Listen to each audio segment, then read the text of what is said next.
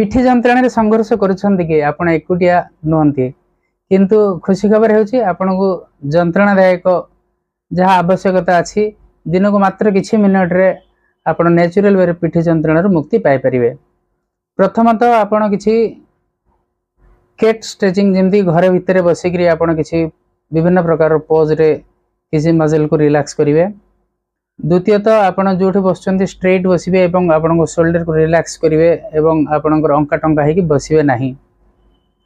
तृतीयतः होची आपण किछि वॉकिंग एवं एक्सरसाइज योगा एवं स्ट्रेंथन करिवे जोटा कि आपणकर बैक को ठीक रखिबो। चतुर्थतः आपण किछि कोल्ड आउ किछि हीट अप्लाई करिए जहा कि आइस पैक देले आपणकर इन्फ्लेमेशन कमिबो एवं जदि हीट दबा आपण मांस रिलैक्स होबो।